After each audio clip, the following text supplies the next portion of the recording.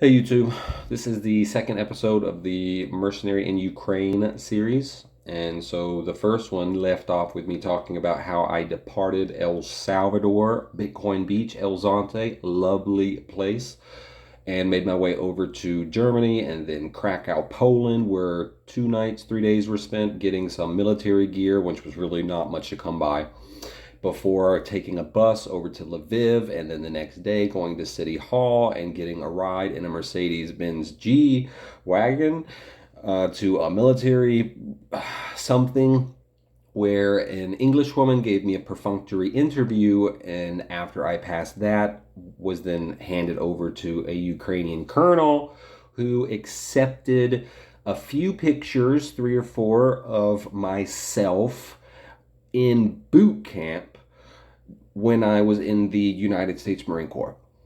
And so I accepted the 1 week refresher training course. You would recall being very surprised I was that there was actually an option between the 1 week and the 5, and was immediately put with 2 other fine blokes, one by the name of Kenny from the UK. I will describe them more in detail in a bit, and JT, a Canadian. I could just go ahead and now. JT, a Canadian, 6'4", 220, shiny head, silver goatee, really commanding, dressed to impress as far as just his military demeanor and his equipment. He came with like 3 duffel bags stuffed with everything except the actual weapons, because you can't actually travel with that, and really well put together. And then there was this English guy named Kenny who was also well dressed, had lots of gear, everything like that. Really sallow face, yellowish, sort of like wax, and always smoking a cigarette. Just probably 2, maybe 3 pack a day smoker.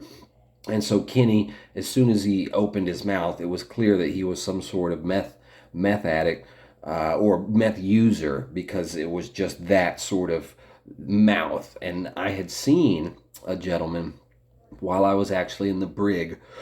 While I was in the Marine Corps, I got sent to the brig for 56 days. And anyway, while I was there was this guy. I can't remember his name off the top of my head. He was from one of the Midwestern states, but he had gotten caught selling military hardware, like on the black market, trying to do that. And anyway, he deserted before his trial. And so this was years later, and they had caught him somehow. And so he was over there in Quantico in the brig with me in Quantico, Virginia. And this guy's mouth was just it was rotten. It was death. His mouth was death. His mouth was dead. It still had teeth in it, but you could not stand within a meter of this man in any direction, And really nice fellow, very soft spoken, good heart, very, but just, you could not. It was horrendous. And every single morning when this guy would wake up, on his pillow there would be a puddle of blood underneath his mouth, because of just the open wounds that were just festering, and just, again, it was just rotten. It was rotten meat, and it was disgusting. And so I never needed a reason not to do meth, but I had seen other people with meth mouth, but then I saw that guy. And so anyway, by the time I saw Kenny, I was like, as soon as he smiled, I was like, oh, okay. Like, check, roger that. This guy's one of those. So anyway, that's the 2 guys that I started with, right? Kenny from the UK, shorter than me, really, average size, everything. But yeah, close to 40. I didn't even say the age, right? So JT, he's probably 50, 52. Kenny, I think he's 39. And so we together, us 3, right, we're picked up by this like 20-year-old captain who takes us to this base that the week before had been struck by a series of missiles that had apparently killed over 160 people, mostly foreigners, because of the SIM cards being identified by the Russian intelligence. So anyway, we made it to this place, to this base, and we were driving on. And I may have mentioned, but anyway, I'm just going to go ahead. And while we were driving in, you saw, right, you could already see some of the buildings that had been struck. Like the gym, for instance. The gym was just the concrete slab that was charred, with only the metal frames of the exercise equipment that was still remaining, all, like you could tell it was a bicycle, but everything was jagged and tore up and rusty and burnt looking, just really desolate. And so, automatically you're just kind of like looking out the window, like, okay, all right. Right. And so, and then you start seeing the buildings that are actually missing the entire faces, right? Just whole sections of the building, just holes, and just inside. And you see all the wires and the plumbing and the masonry and everything, and just gaping wounds into these big structures. And so it was quite a wake up as you drive onto the base that you're going to be staying at for like the week, right? The week training. And so we're driving up and we pass all these burnt out buildings and windows. So like even the buildings that weren't directly hit by the missiles, within a block radius, all the windows facing that direction, windows shattered. So there's like hundreds, less than 200 windows in, like, if when you look around in all direction in this specific courtyard, and they're just all covered with the plywood. And again, over this across the street, there's a building that had been quite clearly struck by a missile. And so just the blast wave, the pressure wave, there were people there, Ukrainians, that told us that could speak English. A lot of them can speak English, and told us that they had been blown out of their beds from half of the base away from just the pressure wave from these incoming missile strikes. And so a lot of devastation, right? And they're already, though, busy like bees. All these worker crews up on the roofs, putting, again, huge holes, and they're just like already ripping stuff up and laying new boards. And they're just going at it, nation at war, getting it done. Ukraine, Slava Ukraine. And so we got dropped off by this row of heavy duty, sort of brown, plastic material-ish tents like that were used in the deserts. Military, they're like military tents, heavy duty, big enough for probably 20, 40 people, depending on how you stacked. And they had outside heaters, because again, there was still snow on the ground. So it was very cold, still snow. This was at the very beginning of March. And so we got dropped off, and the captain told us to wait there, the three of us. And so there was a couple guys milling about, and of course they started looking at us, right? Like, oh, who are these guys coming up? And so the captain went into the second tent down on the right, and tent, again, it sort of looks like a hangar, but I'll call it a tent. And it came out with this other guy who starts walking towards us with a campaign style soft hat on, wearing the camouflage long sleeve shirt and the fatigue pants and the shoes and everything. And he's walking up. He's got a pot belly. He looks older. You can already tell, like late 40s, early 50s. Not in anywhere like JT was in really good shape. And so this guy comes up, another British guy, Jay, and it gets introduced. And again, not like Kenny, but this guy, when he just snaggletooth, again, just like smiles and just like, ooh, like again, clearly just not meth. I could tell was not meth with this guy, but clearly there were some some substance issues going on, or had gone on, right? So, but anyway, you shake hands and you introduce each other. Okay, Roger that, and the captain leaves us with this guy because apparently Jay had been there the longest, and so that apparently because you're there the longest, then you just get to be in charge, at least, unless. I had not been in the military for a long time, and so I had absolutely no desire to try to be in charge, especially, or even a fire team leader, which I'll get into all that. But there were people there, of course, right now I didn't know, but JT, right? JT, for instance, who was like very spot on, and 27 years. Did I mention 27 years experience in the Canadian Army with the last 11 years DOD, right? Department of Defense, doing like IEDs and explosives and stuff. So it's like quite clearly this guy should be in charge. But just because this other British guy had been there a day before and just wanted to be in charge, he sort of just, JT allowed it to happen, and Jay just pushed it. And of course, I'm really new, so I'm not saying anything, and I just follow.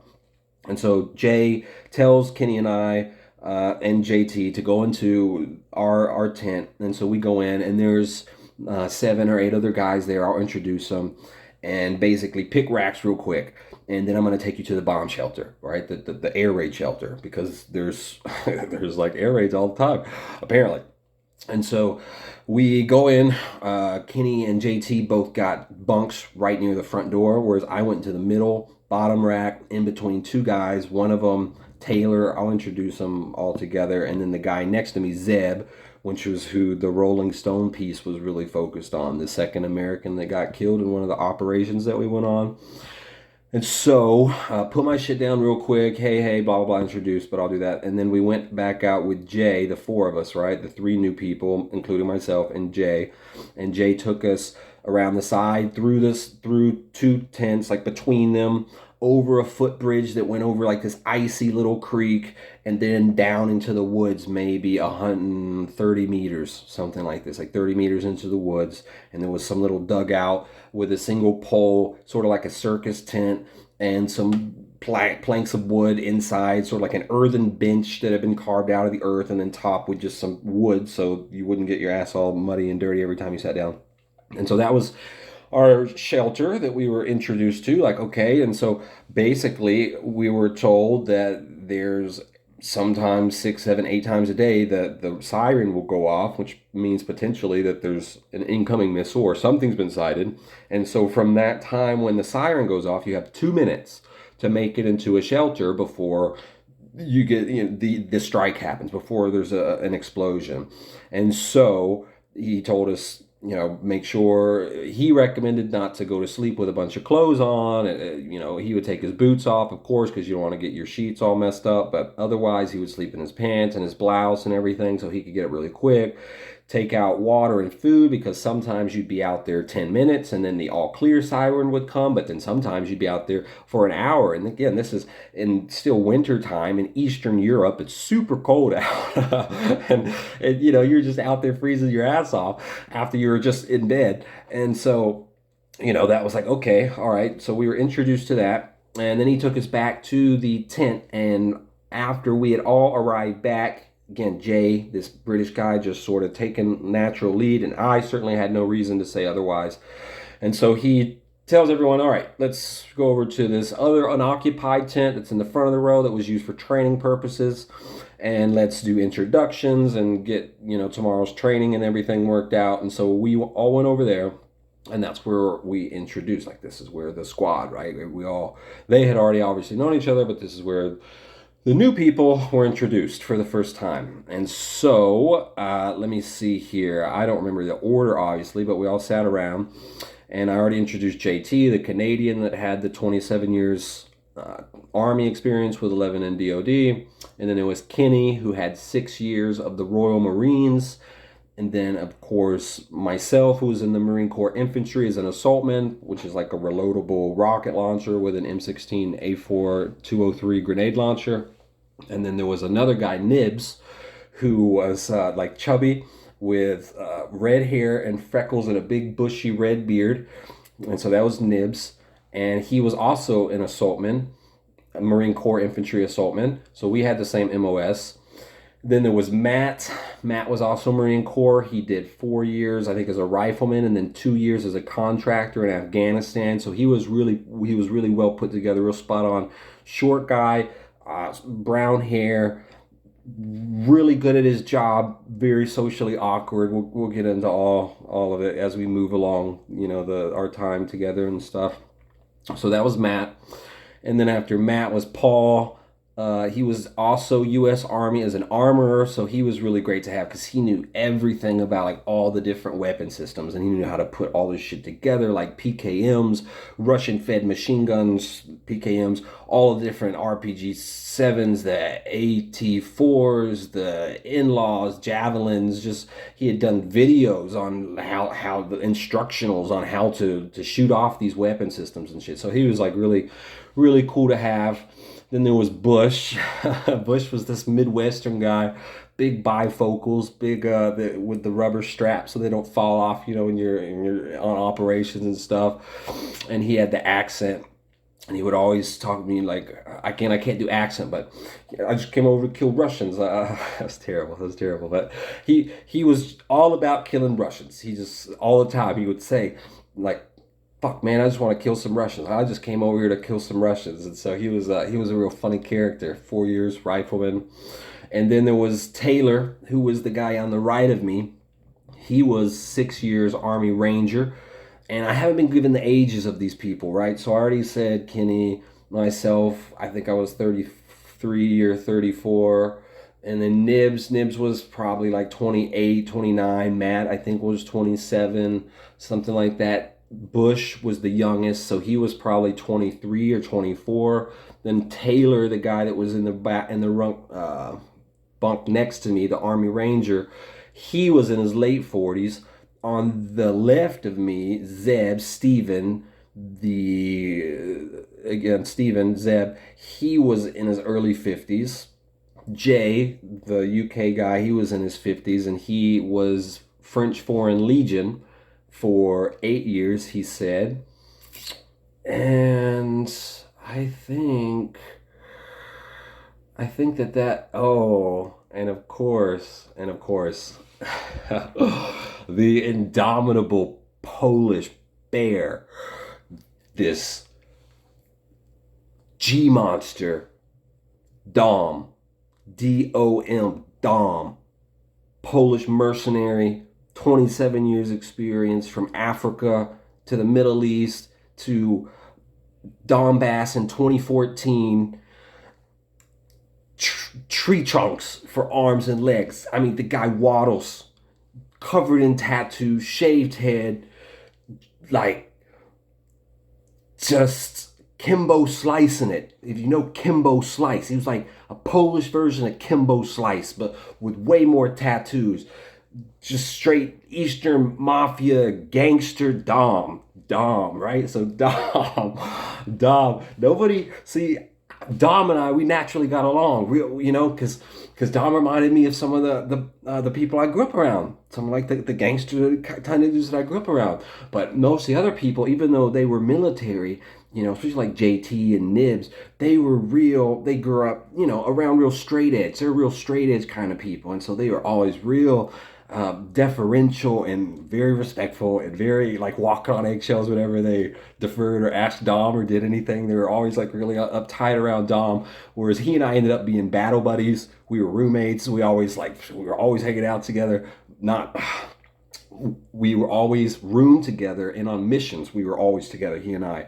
But we didn't like hang out together afterwards, because all Dom did was go to the gym, eat, watch these crazy things on his phone. Again, I'll talk about Dom later, and then sleep. That's all. 4 things. Guy, I've seen him literally lay in his rack for 2 days, like 20 hours a day, just laying there. So I don't even know what's up. But Dom. So that was it. That was our squad of guys, our original squad. And so once we did that, then it was time basically to go off to chow. We went off into the mess hall, which was actually located in the building right next to the building they got. One of the buildings that was struck by a missile right next to it, so all the windows were out and everything like that.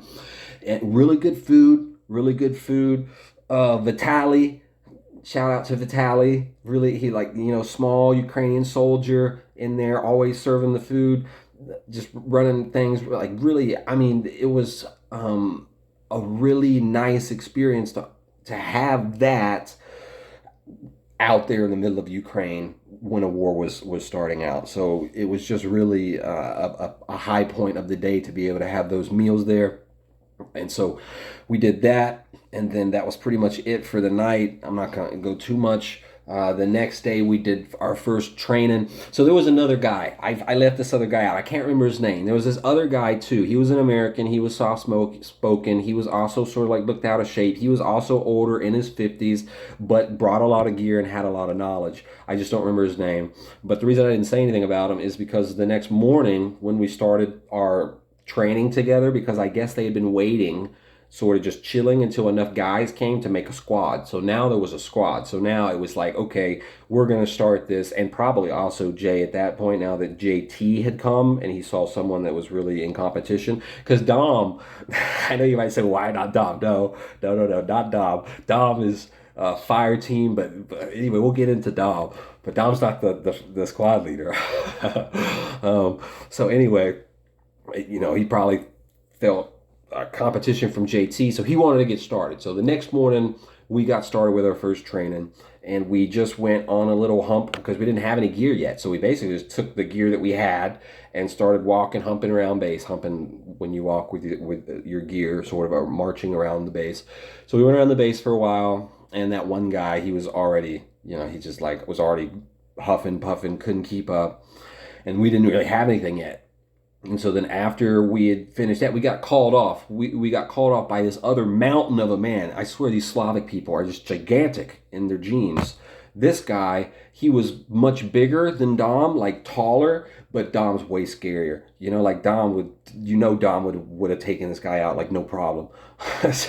But he was still like a mountain of a man though. Still just like probably close to 6'8" or something like this. Just really big and filled out.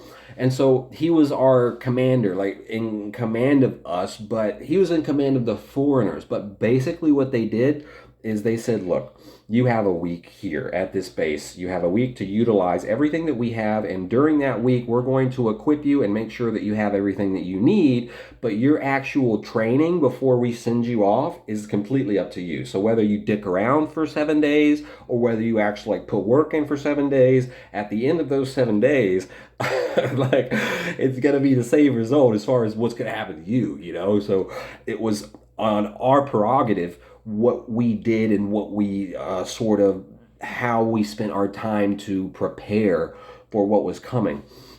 And so Jay was good, the English guy. He was motivated, he was on it. He started out really well, up early, doing everything that a leader's supposed to do. And so but I skipped. So we went to the mountain of a man who was by the shipping container, and this big shipping container that was by the end of the row of our tents, where our tents were at, and it was padlocked. There was like 3 giant padlocks on this thing. And so this guy, he was also a captain, the Ukrainian, the Slavic guy, our commander, no idea his name. He started unlocking this shipping container, and Dom and I are together, and everyone's sort of milled about because it's time for us to get our weapons. And before we got our weapons, right before that, we went into another tent, and we had to give our passports to, there was 2 lovely Ukrainian women, and then there was 2 other guys that were helping with the uniforms. And so we answered some more questions about our passports and things like that. And then while we were in there, we also got brand new uniforms, brand new boots, brand new duffel bags, and most important, whole brand new tactical vest and level 4 plates from the USA. I got Marine Corps plates, so that means that those plates, they'll stop up to .762 rounds, which is like, yeah, that's what you want. So they gave me the Kevlars. They just gave us, they suited us out, which was great because, again, I was the most unequipped there. Everyone else came with tons of stuff, whereas I was like, oh no, I'll just buy everything I need when I get to Europe. So anyway, they hooked us up. They got everything set up really well. And then right after that, we went and put that stuff down, and then we went to get our weapons. So again, this is like the first day after we had got there. We got there the afternoon. The next day before lunch, they're loading us up with weapons, right? So they unlock the shipping container, and Matt and Nibs are over there, and Paul, the armor, and they just start wetting themselves because you're just like, oh my God, like kids at a candy store. There's all these, and see, here's the thing with me. I have never been very good with all of the different weapon nomenclatures and everything like that. So I don't still really remember. It was like there was Checkmate, FSNs, and of course there were AK-74s. There was a 50 caliber machine gun, which immediately, Paul was like, oh yeah, we're definitely taking that. There was a PKM, which is another belt-fed machine gun. There was a bunch of these Makarov pistols, these little Checkmate, little cool pistols, which I got. And so, and there was Brins, not even taken out of the box. Checkmate, brand new Brins that had the rail mounts, everything on them, real sweet, real clean. And so I was sitting there, because Dom, one of the things about Dom is Dom never really said anything, right? If you said something to him, like, you can't have a conversation really with Dom. He's just like yeah, man, no, man, okay, man, Korva. He would say like that, all like Korva, which I guess means shit or fuck or something in some sort of Polish or maybe Russian. He spoke Russian and Polish and sort of English, right? But he didn't talk much. He didn't talk. He made a few words, very laconic in his speech. And so, but we were standing together and I was asking him, so what are you going to get? And again, I'm not good with accents, but in the nonfiction book, False Positive, which is coming out to tell the story about Ashley Oosthuizen, which is the whole reason that I'm doing this video, and all you have to do to assist in gaining the freedom of a young woman who has already spent almost 4 years in a Thai prison cell with over 60 women is subscribe to this channel. If you like and comment, that is extra, but please, if you have watched 25 minutes of this and have not subscribed, you are not helping Ashley whatsoever. I would not have gone to Ukraine if it was not for Ashley, for me trying to free her. Thus, I would not be able to tell you this story now and these stories that are going to be coming if it was not for Ashley Oosthuizen. So please, right now, just subscribe, and then you've helped achieve a young woman's freedom, because once we get enough subscribers and enough books are sold, she won't be able to stay hidden any longer. And once everything does come out, Brittany Griner will be repeated and Ashley will finally be able to find freedom. So thank you very much for supporting Ashley. That's why this channel exists. That's why all these podcasts exist. And that's why I did all of these things and why I continue to do all of these things. So where was I? Dom. So again, I don't really know Dom at this point, but I know how to talk to Dom. I'm familiar with Dom's type, okay? And so, I'm like, what are you gonna get? And he's like, what the fuck do you mean, man? Like, what the fuck do you mean, man? The man's gun. And so I'm like thinking at first he's like playing hard, like he's gonna get the 50 cal. I was gonna fucking play it Rambo, like, okay. I'm like, oh yeah, you're gonna get the 50 cal? He's like, fuck, man, what are you talking about? Are you joking? It's too heavy. No, I get the fucking AK, man.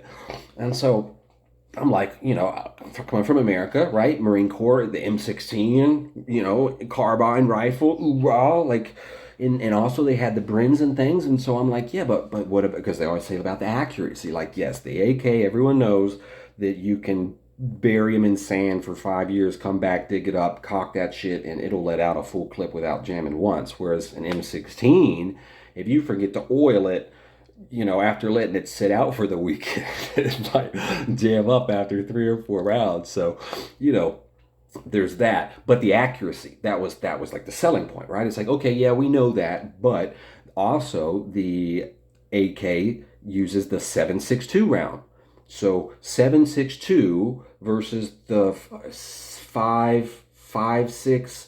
See, I don't remember, but I think it's 7.62 and the NATO round 5.68. I'm not sure, but the 7.62 are 20% heavier. I know that. Okay, but I'll get into that. So the AK it's more punching power, but again, everyone in America, you say, well, yeah, but the accuracy, it's not accurate. So, And so Dom, again, I tell him this, my American point of view. He's like, what is this shit? It's fucking Western propaganda. And he tells me, this mercenary that's actually been fighting in war zones around the world for over 30 years. And he tells me, like, look, man, in these fights, it's going to be 200 meters or less. 200 meters or less, okay? 200 meters or less, all that accuracy, it's not going to matter, okay? What's going to matter is, can you shoot through cinder block? Can you shoot through wall? And also, he told me, which was a really good point that I didn't consider at all, when we go out there to the east, where the Russians and the Ukrainians are actively fighting, because again, right now, we're outside of Lviv, which is way, way, way on the west border, where all of the Western aid is coming in. So, of course, there's tons of 5.56 NATO rounds, because that's all coming in by the boat and the plane load. So there's tons of it there. But when we get over way towards where the actual fighting is, then Dom's telling me, like, they're those guys, the ones that are over there with the Brens and the FSNs and all that take the 5.56 rounds, they're going to be desperate looking for ammunition. Whereas, for us with our 7.62, we basically can just pick those up off the ground because of the Soviets and Russia and everything, and they just there's billions and billions of 7.62 rounds everywhere. And so it's just like, for all these reasons and more, Don was going with the AK. And so he sold me on it because there is a big detraction with the AK, and that's this. Okay, in urban situations, it doesn't really matter. It's the same.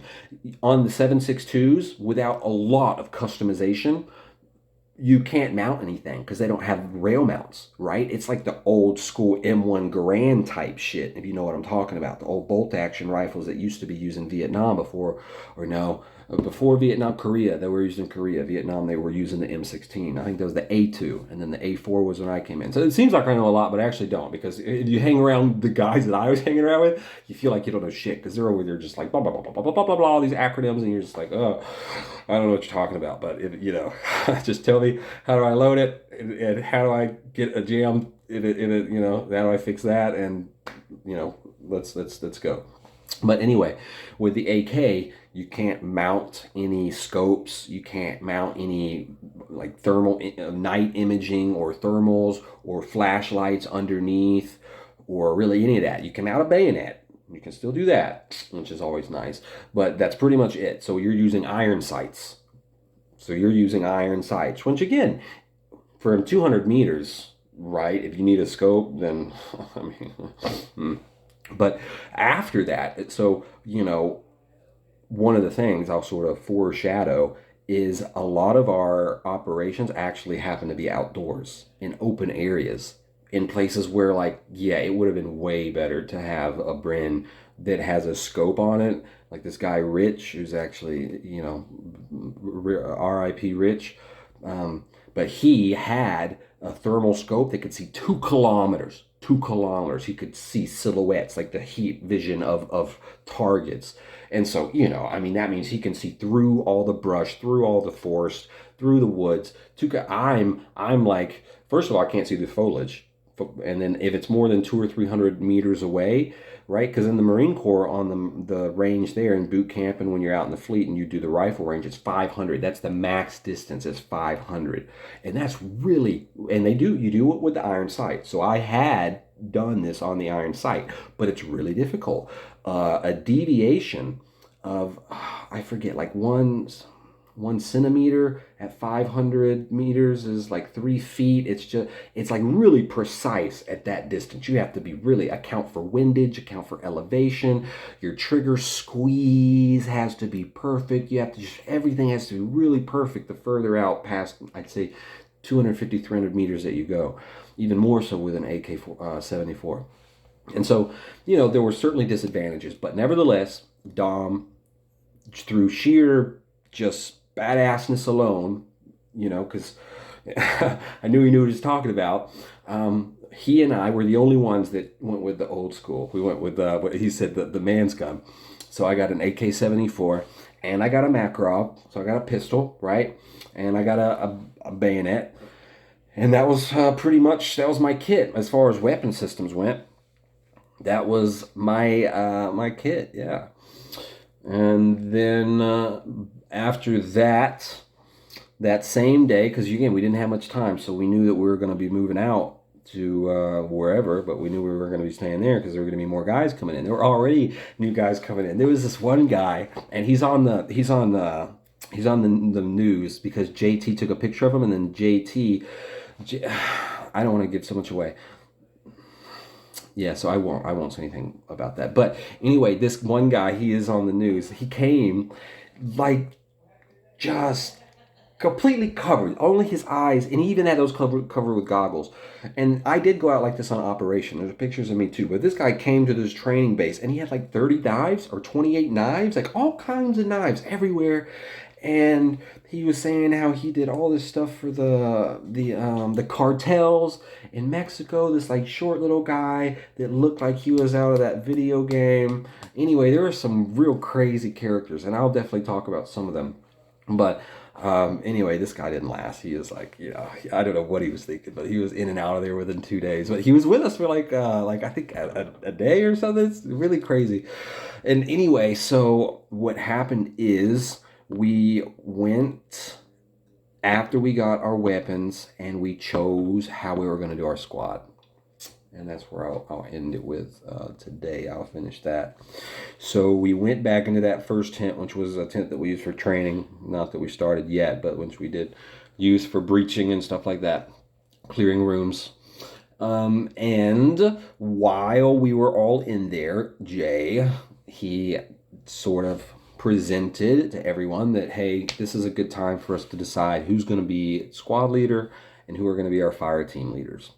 And if you're not familiar with the military, then, you have a platoon. So you have an individual soldier, and then if you put an individual soldier with another soldier, then you have a pair of soldiers. And so you have a battle buddies, right? Because we'll talk about it. I don't want to go too much into it right at the beginning, right? So if you take a pair of battle buddies and a pair of battle buddies and put them together, so you have 4 soldiers, and you have a fire team, right? And then it depends on your nationality and the military branch, but for the U.S. and the Marine Corps, for us, you take 3 of those 4-man teams, and so each team has a fire team leader, and then those 3 teams, right, 3 times 4 is 12, and then in charge of those 12 guys, there's a squad leader. So that squad leader delegates to the fire team leaders. The fire team leaders delegate to their fire teams. And so that's small squad operations. And then, of course, when you combine 4 squads together, then you get a platoon. And when you start putting platoons together, you get companies. And companies make battalions. And battalions make divisions. And you get what I'm saying, right? Okay, so we were in there. And Jay just sort of leads out with, hey guys, I know there's a lot of talented, qualified people here, but I really think and feel that I could lead us over the finish line to victory. Hoorah, And so, to be fair, you can tell I'm sort of foreshadowing, right? But at this point, there had not been any reason other than physical. It is a pretty big indication when you look at someone's mouth and it's quite clear that they have a substance abuse issue or have had in the in the near past, and these are people that are potentially going to be in charge of decisions which directly may or may not lead to your ultimate destruction. And so, it's sort of a big deal, but nevertheless, had no real compunction other than the fact that it seemed JT would certainly still be the choice. And then Matt, the guy who had been a contractor in Afghanistan, also really smart head on his shoulder. Taylor, Army Rangers also. And so, when Jay's put himself forward, only Paul and myself. This is the thing about groups, It's like when you go and you suddenly show up and you're in this group of people. It's like these group dynamics and people, and it's so strange, and it'll come out more, be fleshed out in time. But Paul and I were the only ones. I was like, because he wanted to vote, and so we took the vote, and before we took the vote, I was like, I think, JT should be in charge. Like I said that, but of course, who am I at this point, right? Who am I? And so I didn't have any leeway. And Paul also said that, but then the rest of everyone were just like most people in all situations, and they just went with the flow. And again, to be fair, there wasn't any huge red flags, except for the red flags about the physical appearance, which is a big red flag. But up to that point, he had done a good job. But still, it was clear that it's like they were sort of just doing it because he wanted to be it. Like a kid that wants to be Spider-Man. It's like, okay, yeah, you're Spider-Man, hey. But there was actually some real Spider-Man there. And it's like, come on. But anyway, so it came to be that Jay was put in charge of our squad. And then as far as the 3 fire team leaders, we went with Kenny, Taylor, and Matt, which were good choices. Those were all, I had no problems with those. And I was put in with Taylor, the Army Ranger, who also wore glasses.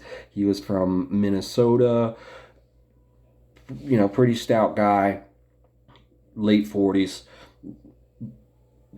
had money, so seemed like he was about his stuff. And then also with Dom and Bush. Was it Bush? I think it was Bush too. And so that was our fire team, us four. And yeah, and then after that we started some training, and I will get into that training that we did and how we prepared there in the week that we had, and then yeah, what happened after. Next time.